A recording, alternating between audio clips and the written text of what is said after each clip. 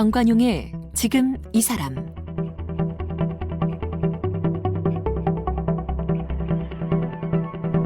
여러분 안녕하십니까, 정관용입니다. 오늘 3월 1일 3.1운동, 요새는 3.1 혁명으로 부르자 이런 분도 많이 계시죠. 꼭 100년 되는 날입니다. 게다가 임시정부 수립 또 100년 되는 해이기도 하죠. 이 망국의 시기, 타국에서 광복과 국민 주권 되찾기 위해 한번 바쳤던 독립운동가들, 나라의 보살핌은커녕 외면만 당하다가 쓸쓸하게 타향해서 세상을 떠난 분들이 참 많습니다. 오죽하면 독립운동하면 3대가 망한다, 이런 말까지 나왔을까요?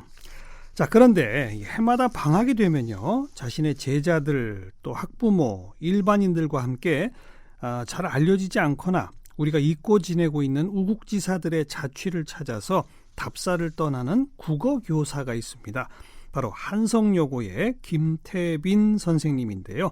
망국의 참담함 또 항일의 당당함이 공존하는 역사 현장을 찾아서 자랑스러운 역사를 복원하는데 작은 힘을 보태고 싶다, 이렇게 말하는 한성여고의 김태빈 선생님을 오늘 함께 만납니다.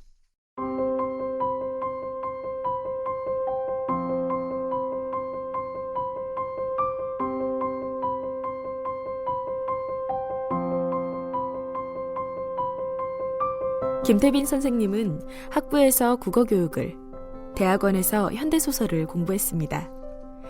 2003년부터 낙산자락 한성여자고등학교에서 아이들과 함께 문학과 역사를 이야기하고 공부하고 있는데요. 교사 생활 5년째 위기가 있었습니다. 무기력의 국적과 신분이 있다면 대한민국 중고등학생일 것이다. 아이들뿐만 아니라 자신에게도 응원이 필요했습니다. 그래서 가슴 뛰는 삶을 산 이들의 이야기를 김태빈의 서양고전 껍질 깨기로 풀어냈습니다. 교직 10년을 채웠을 때는 기회가 왔습니다. 2013년부터 3년 동안 베이징 한국국제학교에 파견돼 조선 후기 르네상스를 이끌었던 연암과 다산, 추사를 공부했습니다. 특히 연암의 발자취를 쫓아 청소년을 위한 연암답사 프로젝트를 썼고 서울로 돌아와선 항일답사를 정리했습니다. 베이징에 오래 머물며 북으로 리순, 다롄, 명동, 하얼빈까지, 남으로 난징, 상하이, 자싱, 항저우까지, 서쪽으로 타이양산, 충칭, 예난까지 두루 살폈는데요. 동으로는 서울의 항일 유적을 살피는 것으로 대신했고 이런 내용들을 그들을 생각하면 눈물이 난다로 표현했습니다. 이 밖에도 청소년을 위한 연암답사 프로젝트, 한 번의 죽음으로 1000년을 살다를 출간했습니다. 대한민국 임시정부 100주년인 올해는 안중근 의사와 임정을 공부하고 있고 스스로 문학교사임을 새삼 기억하며 동주를 걷다와 육사를 듣다를 준비하고 있습니다. 네, 한성여자고등학교 김태빈 선생님 모셨습니다. 어서 오십시오. 네, 반갑습니다. 네, 학교 교사 선생님들 가운데 역사 답사 하시는 분들 꽤 있지 않습니까? 그렇습니다. 그죠? 네. 근데 대부분 사회 선생님, 역사 선생님이거든요. 네, 대체로 그렇죠. 그죠? 네. 그럼 어떻게 국어 선생님이 이런 관심을 갖고 일을 시작하시게 됐어요? 그게 제일 먼저 궁금했어요. 네, 그런 질문 많이 받습니다. 그런데 잘 아시겠지만 우리 한국 현대문학사를 공부하다 보면 그것이 역사와 반드시 엮이게 돼 있고, 당연하죠. 네, 그것을 좀 제대로 가르치려면 우리 독립운동사에 대한 이해가 있지 않으면 안 되겠다는 그런 필요도 있었고요. 네. 개인적으로는 그런 대체로 잊히고 왜곡돼서 외면당했던 그런 독립운동가들에 대한 관심들이 좀 있었습니다. 네. 개인적 독립운동가에 대한 관심. 네. 그리고 현대문학, 한국문학을 공부하다 보면 당연히 한국 역사를 알아야 되더라. 네, 맞습니다. 근데 특히 아까 우리 성우가 나레이션한 그 소개를 보니까 베이징 한국국제학교에서의 3년 동안의 경험, 이게 꽤 소중했을 것 같아요.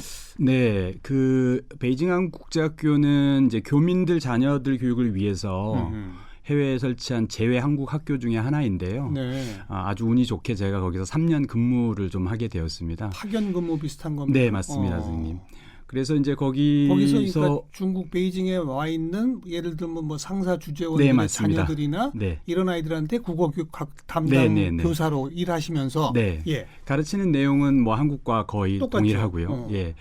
이제 거기에 있다 보니까 아무래도 이제 북경이라는 공간이 우리 역사하고도 여러 가지로 엮이지 않습니까? 그래서 뭐 연암도 공부하고 추사도 공부를 하는 틈틈이 좀 독립운동사의 어떤 흔적들을 좀 찾아 나섰는데 네. 저도 이제 가서 알게 된 여러 사실들 중에 하나가 북경이 특히 항일 무장 투쟁의 어떤 아주 지도적인 위치에 있던 도시였다는 사실을 알게 됐습니다. 예. 상하이하고 이제 다른 이제 난징이나 나중에는 충칭 이런 지역에 저희들이 주목을 많이 하지 않습니까? 예. 물론 그런 지역이 우리 독립운동사에 굉장히 중요한 공간들이지만 북경 또한 그 못지않게 중요한 공간이라는 사실을 알게 되면서 네, 하여간 제가 능력이 닿는 대로는 열심히 찾으려고 좀 노력을 했습니다. 그럼 그 독립운동사 또 독립운동가 한 분 한 분에 대한 각종 자료 이런 것들을 다 모으고 계세요? 어떠세요? 일단은 제가 전문가는 아니니까요. 글쎄요. 예. 제가 그래서 사료를 새로 발굴하거나 이런 까지는 건 제가 되고. 엄두를 내지 않았고요. 우리 독립기념관에서 운영하고 있는 국외 독립운동 사적지라고 하는 홈페이지가 있고, 네, 그 홈페이지에는 각 그 지역별로 우리 독립운동의 중요한 공간들이 아주 자세하게 소개가 돼 있습니다. 아, 그런 게 있군요. 네, 그래서 조금 오류는 뭐 적잖게 있긴 하지만 그래도 우리 그 앞서 그 연구하셨던 많은 분들 노력으로 그런 것들이 이미 자료가 돼 있어서 저는 뭐 그거 따라서 그냥 다시 한번 찾아가고 온 것이죠. 근데 보통 이제 독립운동 그 홈페이지에 있는 자료 같은 것까지 굳이 가서 보시는 분도 그리 많지 않아요. 네. 근데 가서 그냥 보기만 하지 네. 그걸 보고 여기 한번 가봐야지. 이래서 네. 가시는 분 정말 별로 없거든요. 이제 아이들한테 3년 동안 제가 북경에 있으면서 어떤 이야기를 해줄 수 있을까? 처음에는 연암에 좀 주목을 해서 연암 박지원. 연암 선생이 1780년에 북경에 이제 연행을 왔을 때에 제가 생각할 때 연암의 어떤 연행을 한마디로 이야기하자면 조선적 주체성의 회복 이렇게 말할 수 있거든요. 그러니까 쉽게 말하면 그 당시에 청나라의 앞선 문물 그 자체를 연암은 그것에 경도되었다기보다는 그것을 조선의 현실에 비추어서 조선이 얼마나 문제가 있는지를 진단을 하고 어떻게 하면 조선 백성들을 더 잘 살게 할 수 있는가 하는 것들을 저는 정말 진지하게 연암이 고민하셨다고 생각을 했고 그랬죠. 네, 그런 문제의식은 지금 이제 중국이 G2로 부상하고 있는 상황에서 우리 아이들한테도 굉장히 중요하다고 생각을 했습니다. 네, 이제 거기에 이제 관심을 가졌는데 사실 우리가 역사가 쭉 오는 과정에서 36년 동안 나라를 빼앗겼는데 저도 그랬습니다만 독립운동사 공부를 제대로 공부하기 전에는 그게 만국의 역사니까 그 정말 부끄러움의 역사다 이렇게 생각을 했는데 막상 공부를 하기 시작하니까 그게 아니더라고요. 제 짧은 소견에는 우리 역사 중에서 아마 가장 자랑스러운 역사의 시기가 아닌가. 왜냐하면 저항, 독립운동 끊임없이 저항했고 또 새로운 어떤 그 세계를 모색했고 그런 시기를 우리가 좀 너무 잘못 알고 있는 게 아닌가. 그러면 분명한 역사 인식들을 아이들한테 주기 위해서라도 남아있는 이제 독립운동 유적지들을 좀 찾아보는 게 필요하겠다 이런 판단을 했습니다. 우리 독립운동가들이 어디서는 어떤 일을 어디서는 어떤 일을 이런 자료를 보고 그럼 그 현장을 나도 한번 가봐야 되겠다. 이렇게 시작된 거 아니겠어요? 네, 맞습니다. 근데 거기다가 이제 제자들도 데리고 가야 되겠다. 네. 제자뿐 아니라 학부모까지. 이건 어떻게 그런 생각이 드신 거예요? 제가 처음 그 북경 학교에 그 갔을 때 제가 그 북경 한국국제학교에서는 수학여행이란 말 대신에 테마여행이라는 말을 썼는데 그 업무를 맡았어요. 그러다 보니 제가 가서 막 업무를 맡다 보니까 저희들이 5월 달에 가는데 프로그램에 개입할 여지가 없었어요. 이미 그 프로그램이 만들어 상태에서 저는 그냥 행정적인 지원만 했는데 그 북경한국국제학교는 그 테마 여행을 굉장히 아이들의 자발성이 발휘되는 좋은 훌륭한 프로그램으로 홍보를 했는데 막상 제가 들여다보니까 전혀 그렇지 않더라고요. 그러니까 아이들은 자기들이 그냥 가고 싶은 공간만 툭 던져놓으면 부모님들이 이제 여행사하고 이제 그 디테일한 여정을 짜고 이런 거예요. 그리고 결국 아이들의 요구라고 하는 건 와이파이가 빵빵한 호텔, 조식이 맛있는 호텔 뭐 이런 거예요. 충분히 이해는 되지만 기십만 원씩을 내고 그 소중한 시간을 그렇게 버려서는 안 되겠다 이렇게 생각이 돼서 제가 1년 동안 준비를 했죠. 내가 여기 왔는데 이 북경한국국제학교의 테마 여행 프로그램들에 좀 뭔가 변화를 좀 주고 싶다 해서 그래서 이제 우리 독립운동 역사에서 가장 빛나는 시기 가장 활발했던 시기가 어딜까 하니까 아무래도 임정이 시작됐던 상하이가 상해 임시정부 네, 그래서 상하이를 중심으로 해서 그 위에 있는 난징하고 남경하고 그다음에 이제 홍코공원 의거 이후에 임정 요인들이 피난을 갔던 자싱이라고 하는 가흥이라고 하는 이 곳을 묶어서 4박 5일 동안 이제 테마 여행을 간 겁니다. 아이들이랑. 그런 아이디어를 내니까 처음엔 아이들 싫어하지 않았어요? 당연히 싫어하거든요. 그런데 제가 고리타분해요 선생님. 네, 막 이러고. 2014년에 제가 3월 달에 처음 들어가서 그 이야기를 했더니 너희들은 올해 테마 여행 그 장소를 선택할 권리가 없다. 선생님이 독단적인 건 알지만 선생님이 열심히 준비하고 너희들을 설득해 가겠다. 나는 자신 있다.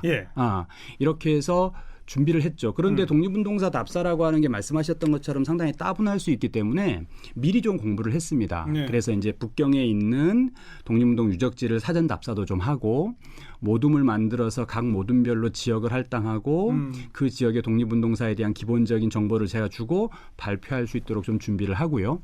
그다음에 이제 프로그램을 갖다가 좀 본따 가지고 제가 이렇게 1930년대 지도하고 현재 그 아이들은 핸드폰으로 스마트폰으로 바이두 지도를 자유롭게 쓸 수 있었기 때문에 제가 그 당시 주소를 주고 그 장소를 찾아가게 하는 그래서 인증사진을 찍고 저한테 보내면 그럼 다른 공간으로 이동 뭐 이런 식으로 놀이의 방식도 좀 도입을 하고 그래서 했는데 아이들이 갔을 때도 뭐 계속 불만이죠. 그런데 2년 후에 한국 돌아왔을 때에 아이들이 그런저런 이야기들을 많이 하더라고요. 그때는 정말 힘들고 싫고 그랬는데 남는 게 있더라. 네, 지나고 나니까 참 좋았어요, 선생님. 그래서 그런 이야기 들으니까 저도 그런 확신이 없었으면 하기 좀 힘들었을 것 같아요. 선생님. 학생들은 그렇다 치고 학생들 테마 여행에 학부모도 같이 가요?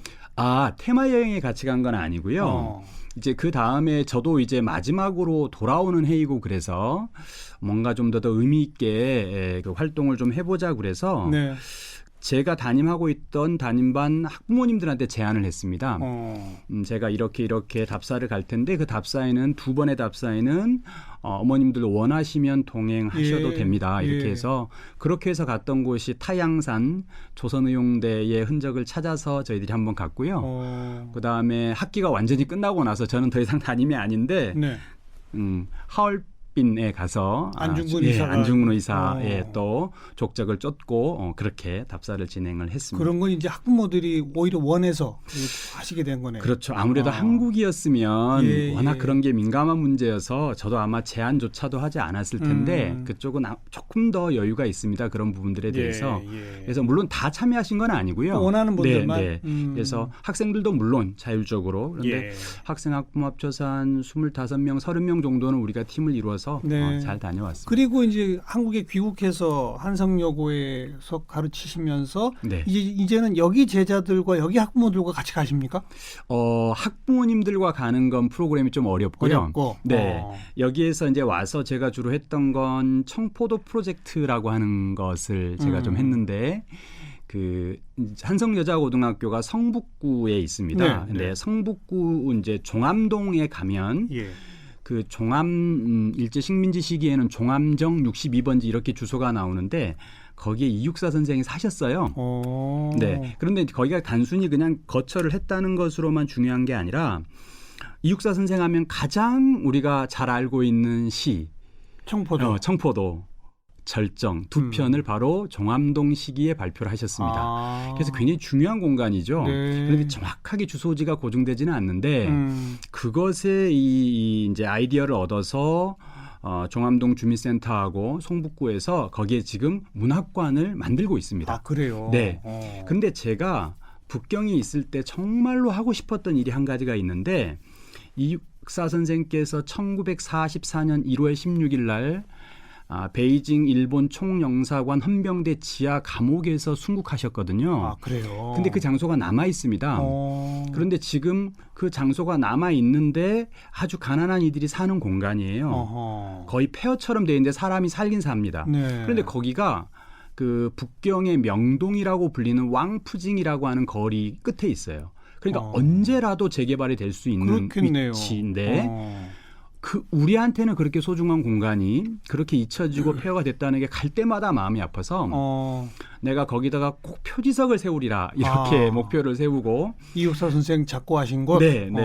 그리고 그래서 그 공간을 뭐 대한민국 정부가 말이지 영구 임대를 한다든지 이런 형태로 해서 북경 지역의 우리 독립운동 역사들을 전시하고 하면 그런 공간으로 만든다면 북경에 여행 오는 한국인들이 반드시 한 번은 오지 않을까 그런 생각이 들어서 저도 백방으로 노력을 했는데 결실을 못 맺었습니다. 이제 그러던 아쉬움이 있던 차에 마침 종암동에서 그런 일을 한다고 그래서 그러면 내가 지금 재직하고 있는 한성여고 아이들이랑 같이 좀 참여를 해야 되겠다 해서 청포도 프로젝트라는 걸 만들어서 이제 아이들이랑 이육사 선생님 공부도 하고요. 네. 그다음에 이제 그 이육사 선생님과 관련된 분들 모셔서 특강도 하고 그다음에 답사도 가고 네. 그렇게 답사 갈 때 학생들을 데리고 가지만 원하시는 학부모님들은 오셔도 됩니다 했는데 참여하신 분들이 뭐 두세 분 정도밖에 안 계세요. 예. 자, 그처럼 이제 중국에서부터 시작됐던 우리 독립운동의 흔적을 찾는 답사 여행, 또 국내에서의 독립운동 그 흔적을 찾는 여행 이런 것들을 좀 묶어서 펴내신 책이 그들을 생각하면 눈물이 난다라는 제목입니다. 네, 맞습니다. 그들이라고 하는 건 우리 독립운동가 분들이죠. 눈물이 납니까? 네, 그 이 제목을 잡았을 때 사실은 그 안중근 의사가 재판을 받을 때 이 해외에 많은 사람들 또 우리 조선의 독립운동가 조선의 변호사들이 변호를 하려고 했는데 일본 법원에서 그걸 받아들여주지 않거든요. 그래서 일본인 관선 변호사 2명이 변호를 하는데 그러니까 이걸 변호를 했다고 해야 될지 안 했다고 해야 될지 모르겠습니다. 근데 그중에 미즈노 기치타로라고 하는 변호사가 있었어요. 근데 이 사람이 어떤 그런 일들에 대한 회한이 좀 남았는지 말년에 쓴 글 중에 그 시작이 이렇게 되는 게 있습니다. 나는 안중근을 생각하면 언제나 눈물이 난다. 그런데 제가 그 글을 읽고 정리하면서 그래 꼭 안중근 의사만 그러겠느냐. 우리나라를 위해서 되찾기 위해서 정말 풍찬호숙하셨던 그 모든 분들을 생각하면 정말 눈물이 난다 이런 생각이 들어서 제목을 그렇게 잡았습니다. 심지어 일본인 관선 변호사마저도 안중근 의사를 생각하면 눈물이 나더라. 그럼 정말 같은 동포 후손인 우리들은 눈물이 나야죠. 눈물이 그렇습니다. 나야죠. 이걸 이제 루트별로 쭉 정리해 놓으셨더라고요. 북쪽 베이징에서부터 북쪽, 남쪽, 서쪽 그리고 동쪽으로 이제 우리 국내 여행 뭐 이렇게 지금 우리 청취자분들을 위해서 살짝 좀 소개해 주세요. 북쪽은 어디입니까? 북쪽은 이제 그 제가 지금 중국어 발음으로 하지 않고 그냥 한문 발음으로 명칭을 하겠습니다.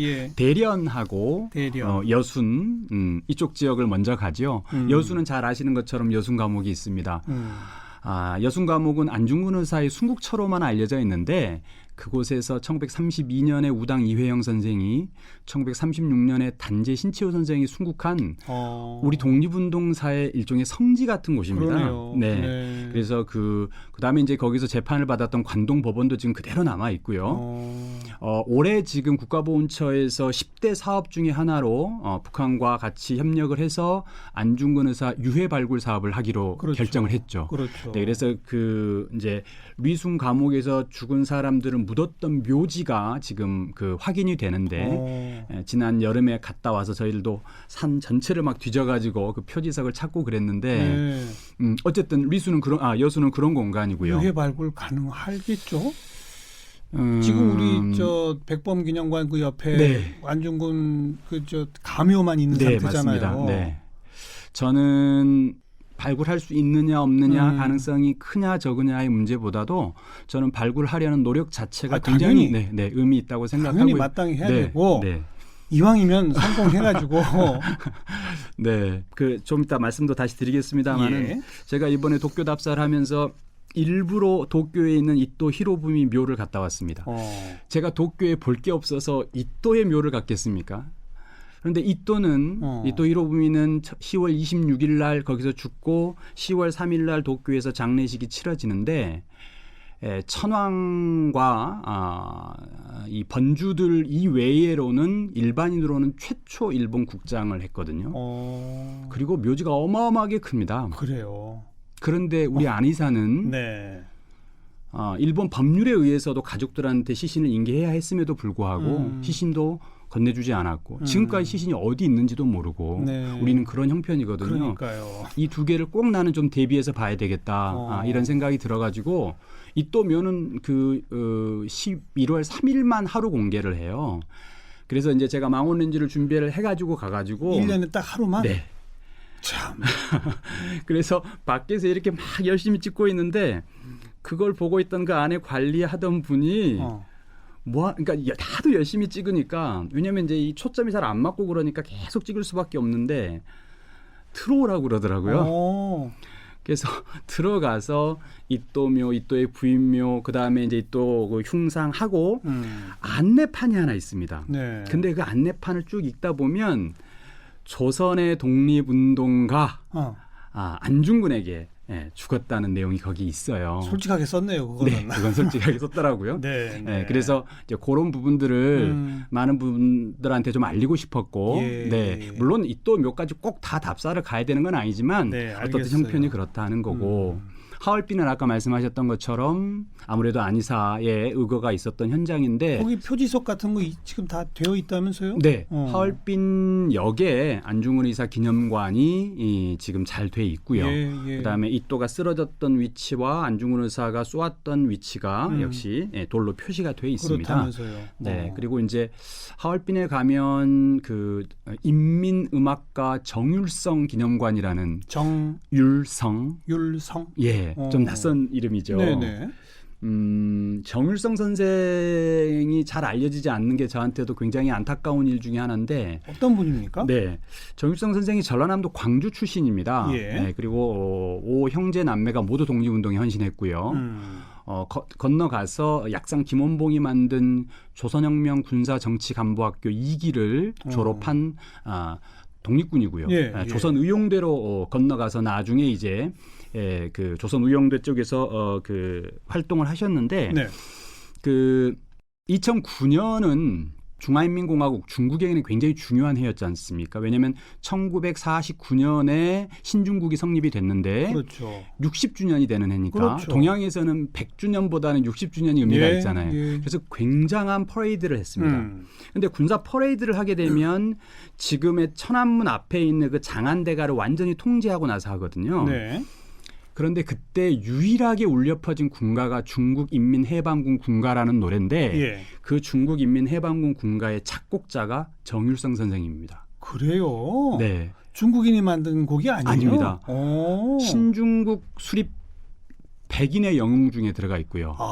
중국 현대 3대 천재 음악가 중에 한 명으로 추앙되는 위대한 항일 투사하고 예술가입니다. 그렇군요. 그런데 참으로 안타깝게도 해방이 됐을 때에 예난에서 해방을 맞거든요. 그래서 거기 이제 조선 독립동맹 산하에 있다가 북쪽으로 들어가셨죠. 그래서 북쪽에서 이제 새로운 조국을 만드는 작업을 하시고 그 과정에서 이제 북쪽에 어떤 군가도 만들고 이런 사정들 때문에 분단된 현실에서 오랫동안 알려져 있지는 않지만 그러니까 그 해방 후에는 주로 북한에서 활동하신 거예요? 아니요. 전쟁 중에 중국으로 나갑니다. 네, 이 북한이 망가지는 그런 여러 문제들을 좀 보면서 중국으로 나갔고요. 그래서 중국에서 주로 활동하셨고 네, 그런데 그래서 작고하신 건 언제까지 그러면? 76년에 돌아가셨습니다. 그래서 중국에서 뭐 100대 영웅 중에 한 분 이렇게 하는 거로군요. 네, 그래서 제가 북경 항일 답사를 할 때에 제일 먼저 간 게 정율성 선생 묘소입니다. 왜냐하면 빠바오산 혁명 공묘라고 그래가지고 우리나라로 하자면 국립묘지죠. 거기 급이 있습니다. 1급, 2급, 3급. 그중에 1급에 있습니다. 그러니까 흔적이 잘 남아 있잖아요. 정율성 선생은 맨 마지막으로 이육사 선생 순국처를 갑니다. 아까 제가 말씀드렸던 것처럼 폐허라고 그랬잖아요. 지금 이렇게 아주 가난한 사람이 사는 그런 네. 곳. 그래서 이걸 좀 대비해서 그래요. 우리 교민들한테 보여드리고 싶어서 정율성 선생님 예. 새롭게 지금 기억을 해야 되겠네요. 네. 이제 북쪽 답사를 해봤고 네. 남쪽으로는 이제 거기는 상해, 뭐 남경 그렇죠. 이게 되겠죠. 상해가 아무래도 중심이죠. 그런데 조금 제가 좀 이 책을 쓰면서도 그런 아쉬움이 많이 남았던 것 중에 하나가 우리 상해를 많이 여행을 가지 않습니까? 예. 그러면 이제 상해 간 한국인들만 가는 곳이 있죠. 상해 임정 청사를 가죠. 마당로 청사라고 하는데 조금 착각하시는 게 상해 지역 내에서만 임정 청사는 최소한 12번을 옮겼고 예. 마당로 청사는 마지막 청사일 뿐입니다. 네. 그리고 그 마당로 청사를 중심으로 해서 반경 한 2km 내에 제가 명확한 자료를 가지고 확인한 것만 해도 우리 독립운동의 중요한 유적지가 10군데 이상이 있어요. 근데 이제 주로 여행 가시면 거기 잠깐 가셨다가 이제 나오면 거기가 이제 신티엔티라고 그래서 옛날 이제 프랑스 조개를 갖다 새롭게 이제 리모델링해서 예. 근사한 카페 거리로 이제 조성을 해놨잖아요. 예. 그러니까 거기서 이제 차 드시고 이렇게 시간을 보내시는데 이제 제가 늘 제안하는 게 커피 마시는 거 좋다. 그런데 테이크아웃해서 그 한 2km 걸어보자. 네. 그 공간 백범 선생이 가족들하고 거의 유일하게 단란한 생활을 했던 그런 공간도 그 근처에 있고요. 네. 윤봉길 의사가 또 이봉창 의사가 의거 전에 한인 애국단에 가입하면서 이 사진 기억하시죠? 이봉창 의사 이렇게 선언문 이렇게 딱 붙이고 아니면 윤봉길 의사는 수류탄 들고 권총 이렇게 하고 그렇죠. 있는 그 유명한 사진. 예. 그 사진을 찍었던 자리가 안공근 선생 집인데 안중근 의사의 동생입니다. 그 집 위치가 다 고증이 되거든요. 그다음에 그 집들은 없죠 지금은. 아니요. 있어요? 집 주소가 확인이 됩니다. 물론 이견은 있습니다. 이견이 있는데 아니 근데 그 당시에 집 그대로 있어요? 네, 있습니다. 그래요? 네. 그 윤봉길 의사가 의거 전에 마지막으로 식사를 했던 김해산이라는 사람의 집도 역시 위치가 확인이 되고요. 저는 다 재개발됐을 줄 알았더니 의외로 상해가 굉장히 화려하잖아요. 예. 그런데 한 겹만 뒤로 넘어가면 맞아요. 굉장히 많이 남아 있습니다. 맞아요. 그런 공간들이. 네. 네. 참 임정청사라고 그 건물만 보고 나오지 말고 네. 그 일대를 한번 걸어봅시다. 네, 이 맞습니다. 책에 그 일대 그 지도까지 쭉 그려놓으셨더라고. 네, 그래서 제가 일부러 알겠어요. 네. 상해. 뭐 남쪽에는 상해뿐 아니라 난징. 한 곳 좀 더 소개해드리고 싶은 곳은 물론 난징도 중요한 공간이 많은데 자싱 가흥이라는 공간을 좀 가흥. 네, 가흥. 그러니까 1932년 4월 29일 윤봉길 의사 의거가 일어나고 나니까 일본 군경이 이제 임정 요인들을 이제 체포하라고 그러죠. 네. 그래서 급히 피란을 가는데 예. 그 피란 간 곳이 가흥입니다. 예. 근데 그 가흥에는 추푸청 선생이라고 저보성 선생인데 이 추푸청 선생이 거기 성장을 하시면서 거기 아들들 집이 있었어요. 거기를 피난처로 제공해 줍니다. 이거 정말 가족 전체의 목숨을 달린 일인데 그걸 정말 걸고 도와주신 거죠. 그래서 그 가흥에 가면은 백범 선생이 이 피난을 했던 공간. 그래서 그런 이야기 들어보시지 않으셨습니까? 낮에도 위험하니까 배를 타고 남호라는 호숫가로 이렇게 갔는데 뭐 빨간 옷이 걸리면 뭐 위험하고 흰 옷이 걸리면 괜찮으니까 들어와라. 뭐 그런 공간.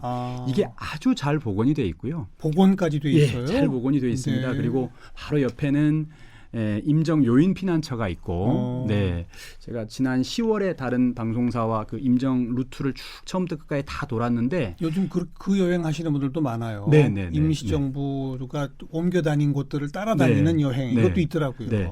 그래서 다시 가서 보니까 역시 여전히 잘 보존은 돼 있는데.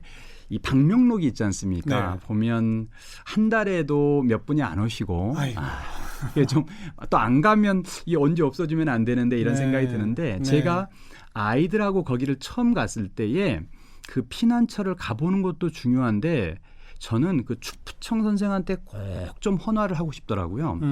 우리를 그렇게 도와줘도 그렇죠. 우리 독립운동가들 자기 온 가족의 목숨을 내걸고. 네. 근데 추푸청 선생 묘가 어디 있는지 아무도 모르는 거예요. 정말 어렵게 가흥시 외곽에 가흥시 시립묘지 내에 선생의 묘가 있다는 사실을 알고 그게 묘가 얼마나 많습니까? 그래서 아이들을 그때 29명인가 그랬는데 쭉 줄을 세워서 추푸청이라는 글자를 아이들한테 미리 주고 찾아봐라.